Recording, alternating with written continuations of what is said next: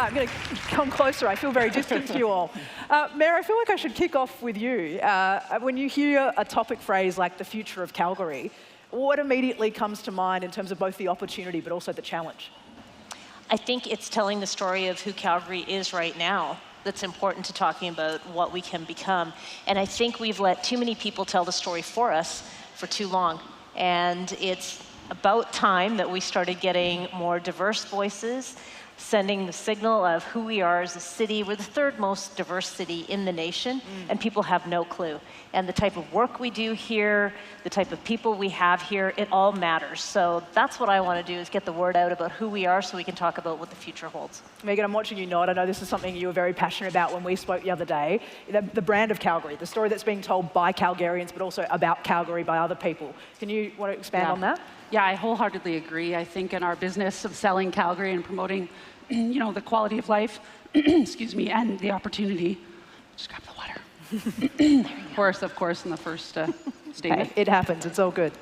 The brand of Calgary seems to be a lot of what other people say it is, and we need to change that. We need to take much more ownership of telling our own narrative, and I think for people in the community, being ambassadors for the community, we have so much to be proud of and so much to share. And we need to kind of take ownership over that. So I 100% agree. And the diversity piece that the mayor mentioned is a real asset for us, that we need to start leveraging the diverse voices and ideas and people from around the world that are here. And I think a lot of people don't realize that we have that as part of our community. Absolutely. Graham, you talk to me about this all the time. You're so passionate about this city and its future, but you're also a really big believer that there's more courage and more vision needed. Can I ask you to explain on why those two values are so important to you? Yeah, I mean, I've got to say that I moved to Calgary 15 years ago, and Michelle and I, when we started Energy Disruptors with yourself and Rachel, we were just blown away by the generosity of the community. There's so many fantastic entrepreneurs in the city. We've had incredible corporate support, and I think you can feel that at this event, there's just such a great atmosphere, and there's a lot of kind of, I'm going to get all soppy right now, but there's kind of love in the room, right? You can just feel there's a lot of great energy. But one of the things that I have noticed is you've also got this other side to the city where I think, we're sometimes almost fixated on some of the negative things. And what I'd like to see is this kind of North Star in terms of where are we going as a city in the future. And one of the things that I'm so passionate about is about how do you make an impact and how do you get people excited about solving some of the world's biggest challenges. So the reason why we started this event was we wanted to accelerate solutions to some of the world's biggest energy problems. We wanted to inspire people to lean into this challenge that we have around climate and around energy. And I believe that Calgary can be the capital of impact entrepreneurship, of solving the world's major energy, major food, and major water challenges. So that bigger North Star, I think, is really important in terms of where we're going. So I want to expand and touch on what it's going to take to get there, to realize a vision like that. And Paul, when we were chatting the other day, you were speaking about the fact there's so many great skill sets and expertise here in this city, but there's a real risk aversion when it comes to backing early stage, when it comes to backing different and new. I'd love for you to expand on what you've seen in your experience. Yeah. I think generally that's just a Canadian trait, though. It's not Calgary-focused. But yeah, I think one of the things that as a nation and definitely as a city and a culture, there's a lot of innovation at the early stage. But we talk about valleys of death all the time, right? Like there's the early concept, you got to prove that out, then you got to move out of the lab, and then you got to move out into the field and sell product. And depending on who you talk to, they'll always have different kind of versions of valleys of death, and each one of those valleys can kill you. But I think what happens with Canadians is they stop like right before the third valley of death, which is where you have to take it to market, really scale and take a risk and say, we know where we need to be in 2050 or 2030, why don't we start making that move now?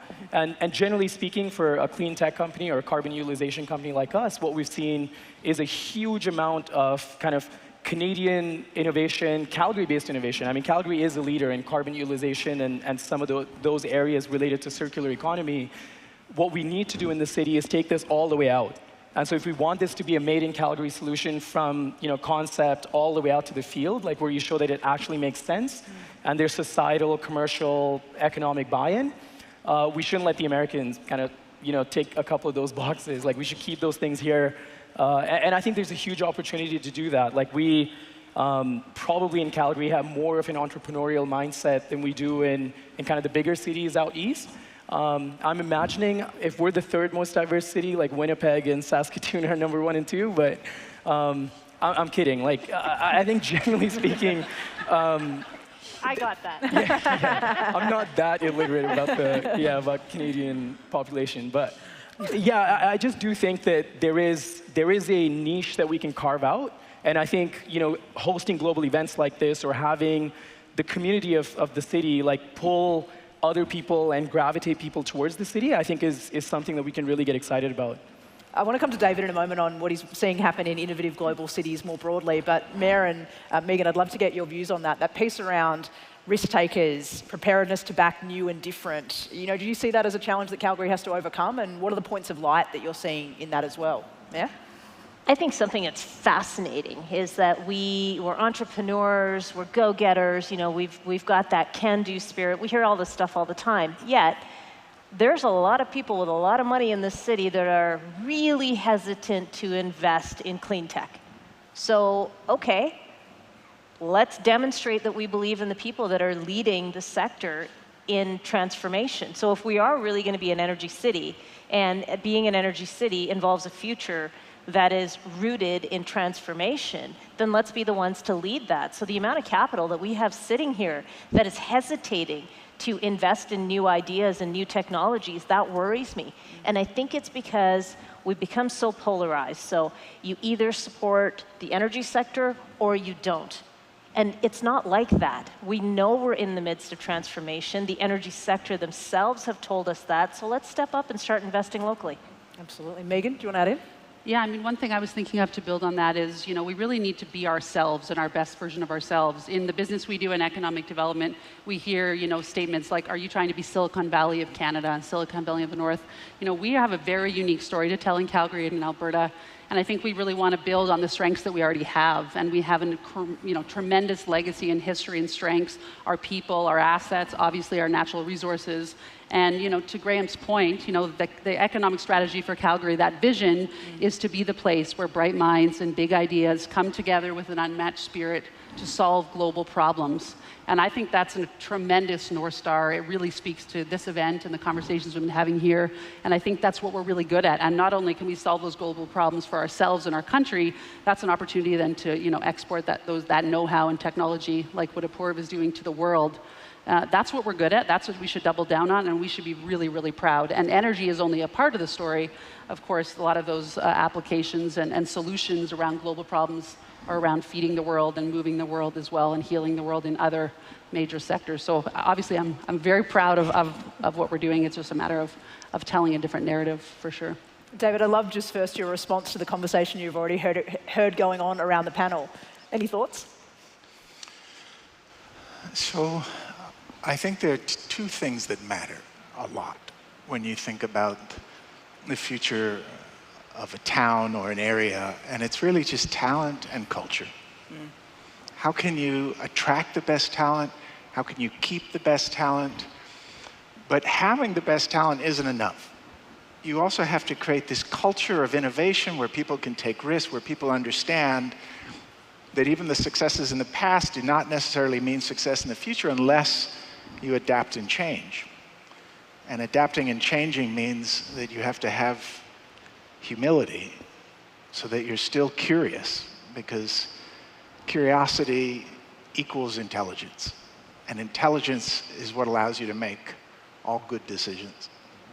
I'm interested for the people's response to that, because there's two parts to that equation. How well do we think Calgary's going on the skills attraction and retention piece? And then there's that cultural piece around actually unleashing that diversity of thought and thinking, making it a safe place that emboldens and encourages people to show up and solve, some of the world's most pressing problems. Any of the panelists want to jump in on that? Talent. Sorry, Megan. I think it's so critical, because again, one of the things that's really struck a chord with me at this summit, we've talked so much about social transition and about how important it is to bring people along that journey. And often, I think in this city, we tend to beat to death the technological pathways, the costs around different aspects of our energy future. But the thing that has been a through line from day one all the way through to the close of the summit is about culture, mindset, openness, continuous learning, the ability to pivot and have resilience. And so I think, again, it's kind of an excellent point, David, in terms of these are the pieces we need to be thinking about as a culture and with respect to the city. Any other comments from the panel? You know, I think we've started building a culture that accepts the fact that change is a good thing, and we've attracted the talent. I think it's important for leaders to really demonstrate that we are an inviting place. And I can tell you from my own perspective, I was a week into the job when I held roundtables with all kinds of industry sectors who had never been to City Hall before. So if you don't see yourself in your leadership, how do you feel that you belong to a wider community? So I absolutely feel it's my job, it's council's job, and I think it's all elected officials' jobs to sit down with the business sector and talk about what's important to them and help create that culture. Because it can't be done without leadership. And I think maybe that's the thing that we haven't done so well. We've been so focused on, you know, land use bylaws and budgets and processes and policies that we forgot about the people. So I'm just excited to bring people back into the mix. I was going to ask you the role of public officials, and you've touched on it there in terms of, you know, who you're bringing around the table, who's involved in decision making. Is there anything you want to add, though? Because it's been a through line that's run through EDU, policymakers, regulators, politicians. They're often named in the context of people flagging it as the challenge that needs to be overcome or the problem that needs to be solved for. Anything else you want to add around the role that policymakers and government officials have in not just the future of Calgary, but maybe broadly in the energy transition? Yeah, I would say probably two things. First is we meet with a lot of different people from a lot of different backgrounds, representing a lot of different industries, organizations, social causes, and it's our responsibility to connect the dots between those things. So for example, measuring success of tourism right now is tied to room nights, and that's it. That's the criteria. I think it needs to be much broader than that. What about, you know, people in seats at attractions or festivals? That's got to be a measure as well. And, you know, let's get past the way we've always done things. So if you're not sitting down with, you know, the gaming sector, you're not realizing what you could be bringing to the city in terms of tourism and conventions and the attractions that go along with that. And I always go back to, you know, examples like there was a Fortnite competition in New York, and Marshmallow was the star attraction. So you put gaming and music together, and all of a sudden it's a big deal. But when your policymakers are, you know, old, for lack of a better word, they don't get it, right? And so, you know, we think of conventions as being the Lions Club, and we don't think beyond the words that we've learned. Conventions is a problematic word because it's focused on convention, and we need to go back, you know, and be innovative when we're doing things like that. So I think I went completely off topic, but we have the ability to connect the dots on lots of different people, and we need to not be stuck in policy. We need to challenge it as much as we can and be nimble and responsive to what people are asking for. Yeah, go for it, Paul. I'll just add one piece to that, which is, you know, so when I first moved to Calgary, so I moved here a few years after you. I've been here 11 years now. And I did my undergrad in Atlanta, like Georgia, you know, the Southern Belt, conservative kind of mindset and philosophy. And so even when I came here, like got into the oil field service sector, and what you keep hearing is the government just needs to get out of the way. We know how to solve this, just go away and we'll sort this out. I think that's a very not productive mindset. I think what needs to happen is that collaboration that you're talking about, Mayor, because I think generally speaking, more and more as we've started understanding the challenges of energy transition, at least in our space of like low carbon construction materials or circular economy concepts around CO2, I think what we're realizing is that there is a mandate for a company, however big or small, to be essentially a good spokesperson for what those challenges are and being able to relay that, I suppose, to the policymakers so that they can make informed decisions. Because if we're not able to convey that over to you and say, this is why, don't just go by what you see online on a website, you will not make those right decisions. So I think there is that piece of, you know, getting over that mindset.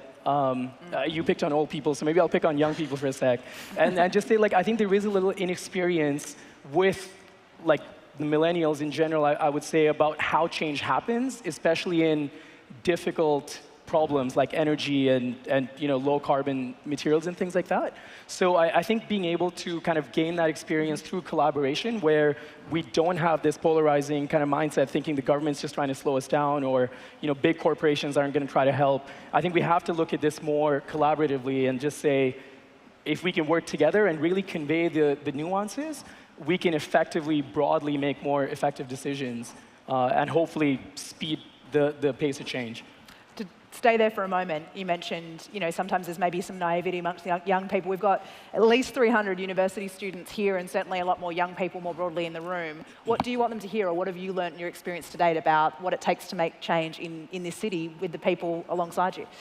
Well, I'll go back to your previous session. I think when Aaron was talking about like there's no Superman, I think there is a whole amount of hope right now with people coming just out of university or high school and stuff, thinking like, we've got this. Like, we just need to stay at it and we'll figure this out.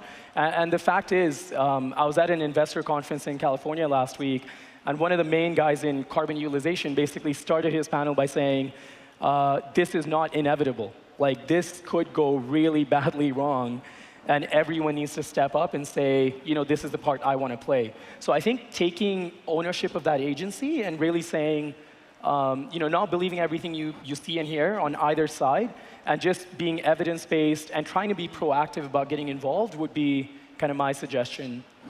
David, I wanted to ask you, you've just heard both speakers there talk about the importance of collaboration. You have a great global perspective on this Calgary conversation coming from outside, but having looked at some of the world's most innovative cities. What do you see as a pattern amongst cities that do this really well? What are the features of it? I think there's two things. One, so it's fantastic to have the diversity of thinking, but the diversity of thinking is not worth any value if you're not having a lot of conversations. So if you look at the cities that are some of the most innovative in the world, and they're spread, it's a complete variety going from Singapore to Copenhagen to Tel Aviv, what you see is these conversations happening in places like this, but the conversations are creating these ideas, creating the connectedness, and then allowing all of this creation. So that, I think, is half of it. The other half is many countries in the world have chosen a path where they think very, very long term, which most people think is an extreme advantage. But it's actually the emergent strategies that tend to do better. In other words, being adaptive, which I think probably Darwin taught us 100 or 200 years ago, is far more important than actually trying to think of what the long-term strategy is. As valuable as it feels, the truth is that the winner always goes to the ones that are adaptive and can take opportunities when they see them and change course and move. And that is a very different kind of execution that most managers, I think, are taught. Jump in, Graham. Yeah, I mean, I think one of the other things, just when we're picking up on what Apoorv was saying about collaboration, there's the optics of collaboration, and there's true collaboration. And it's really important to understand the difference. So as you would imagine, over the last 5-6 years since we launched this, we've worked with thousands of different stakeholders. And that took us a couple of years to basically figure that out. That it might sound a bit crass, but who's wasting our time and who are we actually leaning into and going, right, they actually truly want to collaborate. And I think we're also seeing this gap between action and words as well. And how do we close that gap? And what I would say to a lot of the young leaders in this audience, particularly young leaders who are working for major corporations in this city, is we need to hold these leaders to a higher standard, and we need to see that gap closed in terms of true action around some of these major challenges. And again, what I'm hoping is that you're going to walk away from the summit inspired to truly collaborate, not just the optics of collaboration, and also to lean into action rather than just words. Megan, anything to add for you? Importance of collaboration? Yeah, I was just thinking of some examples that kind of tie collaboration as well as the role of government, right? And I know the mayor hasn't said it yet, so I'm going to say it, but the city made an investment in Avatar Innovations in the Energy Transition Center in downtown Calgary. So you see this, physical space, the meeting of the minds between government, entrepreneurs, in many different subsectors of energy and beyond eventually with post-secondary, and really seeing that kind of come to life. And I think that starts again to change the narrative of how we're doing things differently in Calgary, and an invitation to people that don't have the experience yet, to the students, to the new immigrants into the city, that this is a place that you can come in, we want to collaborate with you, we want to work with you, and agree that that's a good example, I think, Graham, of that action. And there's more examples like that that have been mentioned over the last few days, but I think that's a really tangible one that we're seeing here in the community that's received a lot of great support and want to see more of. But it's also about being bold. So I think we need to be bolder in terms of what we're trying to do as a city. And again, it's going to inspire people around what's possible. We need to think bigger, not to beat up on the stampede, maybe a little bit. But when we think we're building this incredible world-class asset, it's $500 million investment in this city, but sometimes we miss the opportunity to connect this world-class infrastructure up with transit, or how are we adding amenities to this site and actually creating a truly world-class asset for the future of this city. We need to make sure we're not building white elephant infrastructure, and we've got to, again, I think, be more joined up in our thinking and bolder about what we're trying to do as a city. Speaking of bold, I think we've got a bit of a reputation, I like to think, I hope we have a reputation for not shying away from the uncomfortable parts of conversations. Almost all of you, in talking to me in advance, talked about the challenge of the political status quo right now. Alberta politics, Calgary politics, the reality of that. So picking up what Erin talked about, this idea of, nothing changes until you change. Let's start with the question inward. What does Calgary need to change in its disposition, its approach, in order to create a more productive outcome for Calgary? Mayor, I might probably come to you on that one first. Apparently, if you are bold, you capture headlines. So I don't know if anyone remembers me saying we need to declare a climate emergency. A lot of people kind of lit themselves on fire over that, but to me, it was table stakes. But it was a move that nobody else had made. Our prior council was, I will say this, afraid to do so. And so when you are unafraid and you start these provocative conversations, you throw yourself in a firestorm too. And right now, the world is a place where everything is off kilter and everything's unpredictable, and the attacks that come at you are terrifying. And you don't know where the attack or the threat is going to come from. So it's not easy to be unafraid and be bold right now. But if more of us do it, and we stand with people who do it, we'll be okay. But I would say that right now, in this sort of unpredictable time, people don't want to go out on a limb and say something, but you have to. And as elected officials in particular, we have to say the things that need to be said. We can't hide behind policy anymore. We have to be the ones that are standing with people that are demanding change, or we become part of the problem. Paul, do you want to jump in? Well, I do remember when you declared the climate emergency. I think that was the first thing you did, or at least in the first day or two, right? Surprise. I mean, yeah, what's interesting is I can tell you from the grassroots level that a month later, we had one of the big construction, concrete companies call us because of that, saying, hey, we really want to speed up our work with you because we think this is real this time. And I think what's interesting is, I think that was going to happen at some point, but I am convinced that happened earlier because of that. And now the question, we actually had a few City of Calgary engineers on our site yesterday, and we're talking about, okay, now what do we do? So figuring out the how. But I think to your point, I think the power of that signal is so important, because when you send that signal out, or to your point, Megan, about the investment into Avatar, I think those are things where I think if you're intentional about putting those out there so that people know you're being serious, it goes a long, long way. And to your point about not just seeming like you're collaborating or seeming like you're encouraging things, but actually doing it. I can definitely say that the construction industry, which is what we're focused on, they really need to see proof in the ground before they do anything. And so that kind of stuff goes a long way. Rhetoric doesn't usually. Megan, you look like you want to jump in there. Yeah, I mean, I was going to build on that a little bit with the city's recent resilience plan, right? Economic, climate, and social. And again, we talk a lot about being a community of the and, right? We need all three. And I can tell you in our business of attracting people, capital, and talent to Calgary, this matters a lot. This positioning, this action that follows, the right time, the right message. We've lost investment opportunities because they didn't feel this was a community that was values aligned.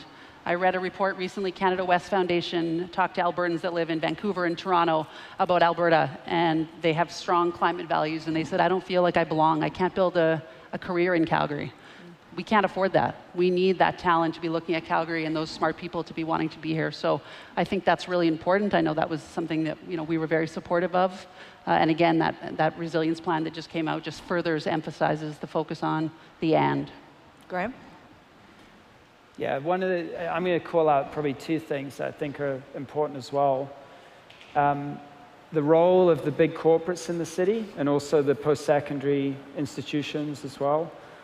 We have seen a tremendous difference between certain actors in this city. I can give you an example. One of the PSCs I've met with probably 20 times over the last 5 years, trying to bring students to this event. I offered them 50 or 100 free tickets for their students, and they couldn't get that through the various committees and approvals with all their different 20 frickin' faculties. And you can imagine I almost was bawled after that process, right? It was super frustrating. But on the other hand, there's another PSC in this room who have 100 students here who are an absolute dream to work with. So I think we need to challenge some of these institutions in this city to step up and be more nimble and innovative. And again, I come back to this true collaboration piece. The other piece on the big companies, there's a lot of big sponsors in this room. Most of the city's largest employers are heavily involved in this event. Again, we see a tremendous variation between how they show up. We have some groups who are incredibly nimble. They pay us on time, which is really useful. That helps. Yeah? And then we have some other groups that they say to me, Graham, we need you to fill out this 100-page supply chain form so that we can approve you to pay a $5,000 invoice. So what I want to see from the corporate sector, there's a lot of important corporate leaders in this room, look at your cultures, look at how you're collaborating with small and medium companies. There's a magical interface between these entrepreneurs and these major corporations. And I would challenge all of you, if you're aware of this in your own companies, act as internal disruptors. You can make a difference. I was sobbing on the front row last night watching David's talk, and one of the things that really lit a fire under me in terms of that conviction and being bold and being willing to speak up. So I would again say that if you're sitting with a PSC here and you know I'm talking about you, good or bad, and same with the companies in the room, please take that away, because we can make a tremendous difference in this city if we solve those two problems. David, I want to come to you. Firstly, you can have a right of reply there. Oh yeah, go for it, absolutely. Love that. You can tell I'm opinionated, sorry. That's why we only got him on stage once. He's very opinionated. No, just kidding. Love it. More of it, Graham, always. David, I do want to ask you, though, you deal with the state of politics around the world all the time, and you would look at it as a force as an enabler, obviously, for innovation. You would look at it as a detractor for innovation.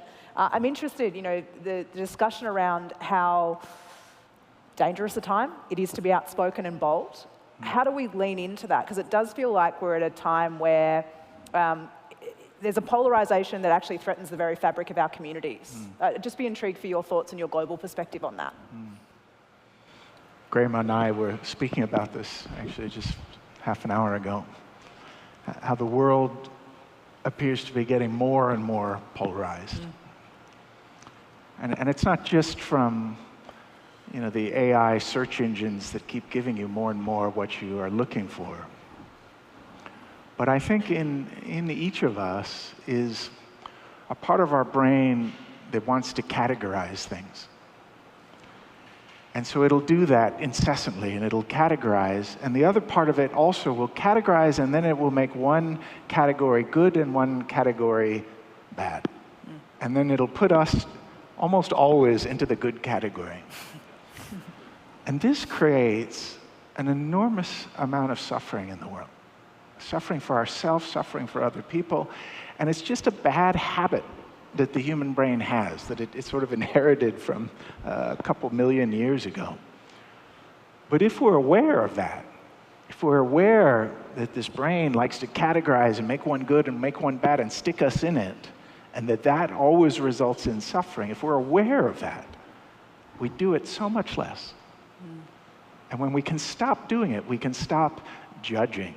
We can stop putting people into these categories that we don't want to be in. And then when we speak our word, we're not speaking from a judgmental tone. We're speaking from a tone then of the only thing that's left when you remove the suffering, which is a tone of compassion. I mentioned yesterday the sort of 5 regrets of the dying that Bronnie Ware had spoken about. And one of those regrets, the 5 most common regrets that people had when they were dying, was that they didn't speak what was on their heart. Imagine that, getting to the end of your life and thinking that you didn't speak what was on your heart, and that ends up being one of the 5 greatest regrets of your life.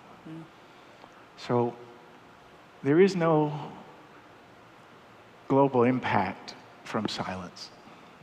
We need to speak up, and we need to speak up from compassion. Mary, I'm watching you nod, but it also strikes me that idea of the diversity and inclusion we spoke about earlier, that need to box people, that judgment before we've even got out of the blocks. I mean, that's inherently problematic to any aspirations we might have around diversifying leadership, conversation, representation in society more broadly, the inclusiveness of spaces. I'd just be intrigued for your thoughts on that. It's fascinating to me how, as you have just put it, we have this need to place people in tidy little categories, and the brain does it over and over again. As someone who's an elected official who does not side with partisan politics, I don't find that I have a home with any party, frankly. You can't explain that to people. They think you're lying. So if you say, I don't align to the left or the right, I am squarely in the center, because that's where I believe the bulk of people actually are, and that's where I believe good, sound decisions get made, and I think that's how you steady society.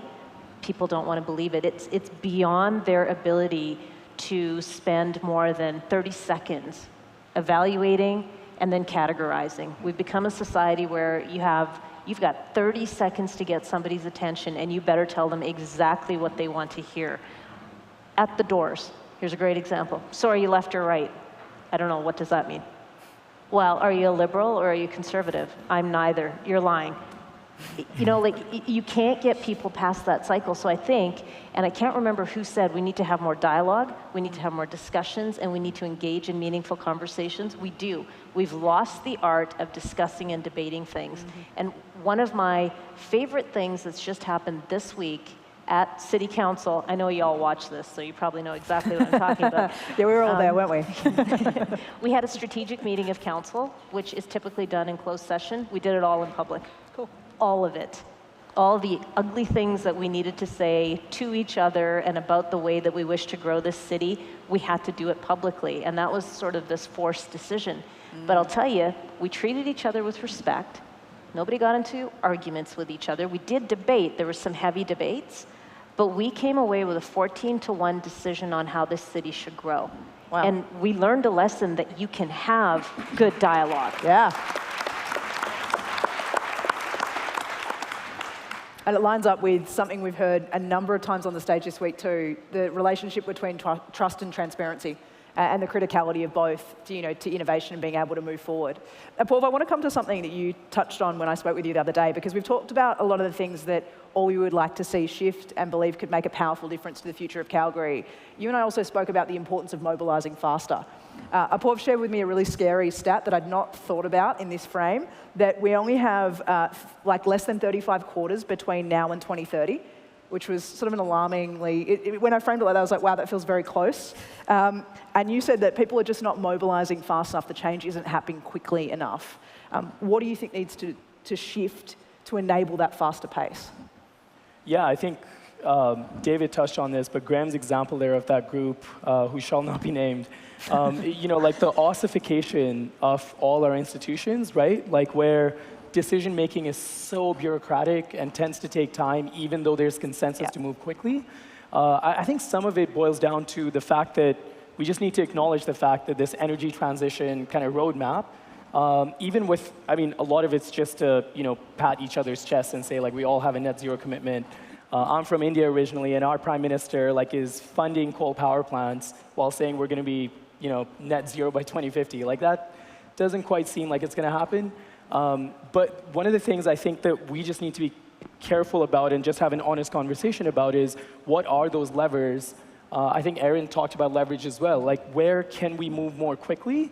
And what's really like the actual cost of failure? I mean, as an example, if you have 10 startups working in circular carbon or circular water or whatever it may be, if only 1 or 2 of them survive, if you look at this from a venture capital kind of perspective, like, that's a win for them. They expect 9 to fail.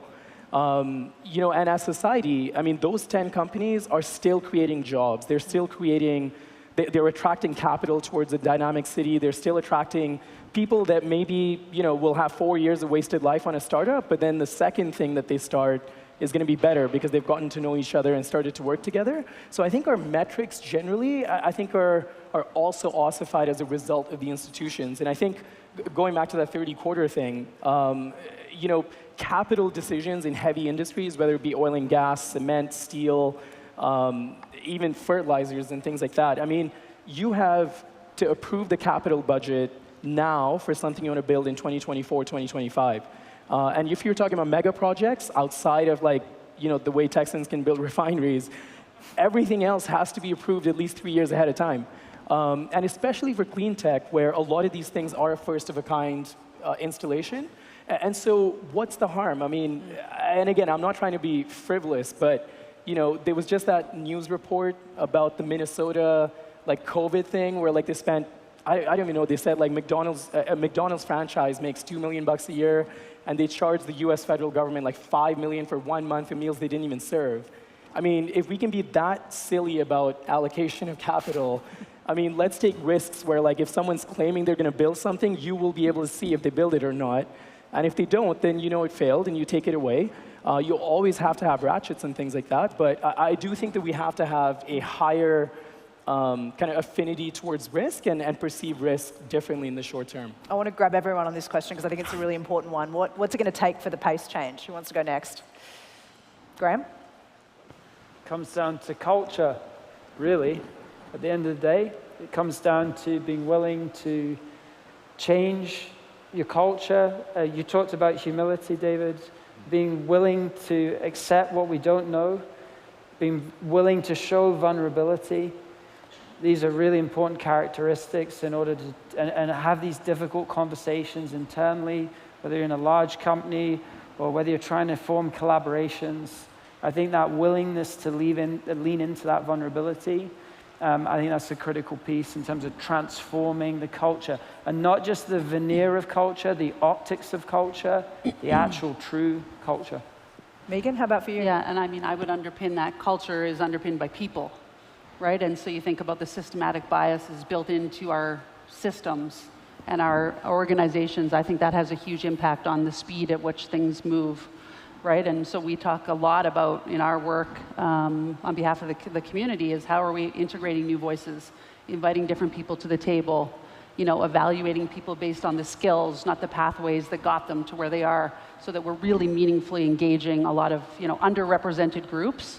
That is how this community will win, and that is really, really important, and it leverages the diversity that we started the conversation by talking about. So I think that's really important to both change the culture as well as move faster is just getting different voices and moving past the traditional a little bit, especially in industries here where we all know the stereotypes of the energy industry and the industry of my dad and my grandfather. This is not where we're going. And so we need different people there making the decisions. David, how about for you? What's required for a pace change and mobilization? I agree with both those points. Culture changes because they're individuals willing to take bold risks. Perfect. That was succinct. Love it. And scene. No, Mayor, I'd love to get your view on that. What do you think it takes? I want to go back to something that David said about people make long-range plans, but they forget that there's little tinkering along the way that, if you're adaptable and nimble and responsive. I think we also need to embrace people who are not linear thinkers.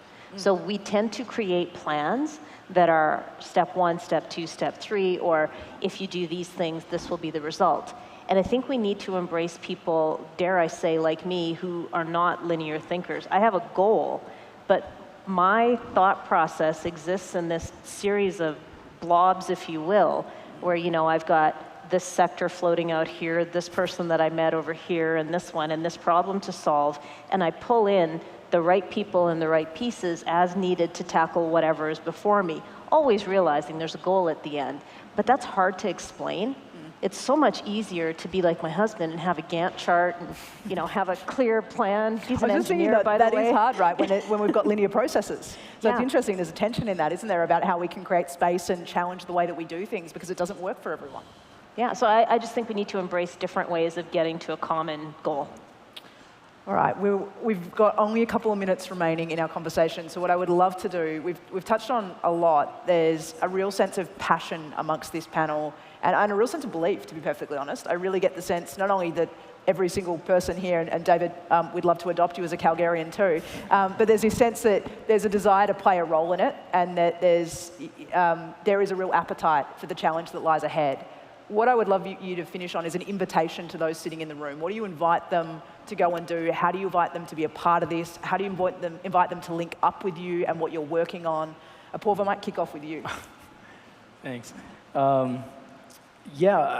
we're a low carbon utilization company. We're trying to make pollution essentially a part of the solution as we work towards our net zero commitments and things of that sort. So we started the company in Calgary. We're still headquartered here, will be for a long time. If anyone's interested in that space around decarbonization, circular economy stuff, please reach out. All right. Mayor? I would say don't be afraid to challenge the status quo. Don't be afraid to call out something that you know is erroneous or is not going to take us further, because if you keep challenging those stereotypes and that convention, and you keep making your voice heard, and dare I say, you keep electing people like me who will then advance those ideas and speak up on your behalf, we will change the way the world views us, and our reputation will be the one it needs to be, which is we are still risk takers, we are still an inclusive place, you can still be successful here, but that is represented in many different ways. David? I would say that it is remembering our true potential. So it's an internal thing, not an external one. It's an internal thing where we sit and we just think in a quiet place and remember, am I really living my life to the potential that I could really be living it? Or is there something much greater that is in me and that somehow has been constrained? And how can I free that and really do something extraordinary? Awesome, love that. Links back to, I've always got images when you talk, back to your presentation yesterday. It reminds me of that photo of the baby that you put up when you asked that question yesterday. Yeah. Unlimited. Megan. Of course, I have to follow David. Very insightful. I'll come back to something I already said, but I truly believe it's really important, which is, we have to change the perception by changing the narrative. Every single one of us as individuals, our corporations, our schools, our nonprofits have a role in that. That's really important for the future of Calgary. And not only, sharing the stories and the narrative of all the things that are awesome, and of course the attributes that we all love to spew, but also the challenges we're facing and the invitation to the world to come in again and work with us. And that this is a place you feel welcome and belong, and we want to collaborate with you. So I think that's the role. We all have a role to be an ambassador for the place and to tell a different story and shape a different future for Calgary. Awesome. Graham? I want Calgary to be the world's impact entrepreneurship capital over the next decade. So how do we shoot for that? How do we inspire people to lean into that? How do we get the institutions in this city to collaborate and be able to achieve that? How do we inspire the leaders in this room to take up that call to action? We really want to help with that. And one of the things that we want to do is we want to connect up the world's best thinkers and doers with the people here locally who are interested in that, in meeting that challenge head on. And in that process, we also want to build the world's best event that is a city-defining event for Calgary, so that when you think of Calgary in the future, one of the things you think of is this summit. What an inspiring set of invitations to end on. Can you keep the applause going as I thank my panel, Apoorv, Mayor Gondak, David, Megan, and Graham for their contribution to our conversation today and to the city.